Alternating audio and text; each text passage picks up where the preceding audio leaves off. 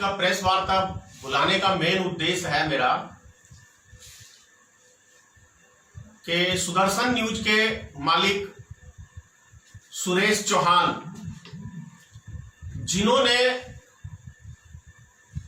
जामिया के प्रति जो अब शब्द का प्रयोग किया है, इसकी भारतीय मित्र पार्टी घोर निंदा करती है। और ऐसे न्यूज चैनलों को चाहिए सरकार को बंद कर देना। वैसे तो ये सरकार कभी भी बंद नहीं कराएगी, लेकिन फिर भी हम मांग कर रहे हैं। क्यों कर रहे हैं? क्योंकि सच्चाई दिखाना हमारा काम है, सच बोलना हमारा काम है। और न्यूज चैनलों का भी यही काम है कि देश की जनता को सच्चाई बताए। लेकिन सुरेश चौहान जैसे पत्रकार कहे तो देश को बर्बाद करने पे तुले हुए हैं, देश की अमन शांति को भंग करने में तुले हुए हैं, ये पत्रकार कहलाने के लायक नहीं है। अंडम स्वामी को देखिए, अर्नम स्वामी को, वो पत्रकार कहलाने के लायक नहीं है। वो भी नफरत फैलाता है।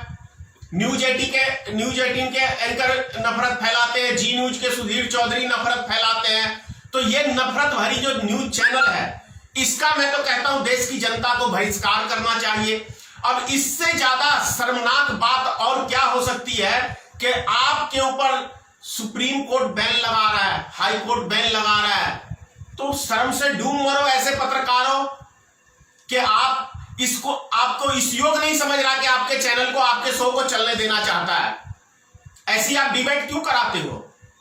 उससे भी बड़ी बात क्या है कि जो मुसलमानों को बदनाम करने की एक बहुत बड़ी इस देश के अंदर साजिश चल रही है, तो मैं स्पष्ट रूप से कहना चाह रहा हूं आप लोग से कि मुसलमान देशभक्त है। इसका किसी को सर्टिफिकेट देने की ना ही सरकार को जरूरत है, ना ही किसी देश की जनता को उनसे सर्टिफिकेट मांगने की आवश्यकता है।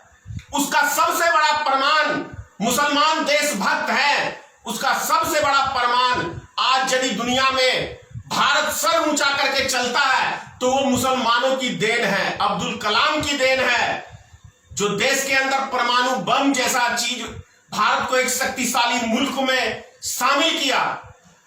आप लाल किला देख लीजिए, ताजमहल देख लीजिए। बोले आरएसएस वालों, क्या चीज आपने बनाया है इस देश के लिए? एक नफरत के अलावा आपने इस देश को कुछ नहीं दिया है।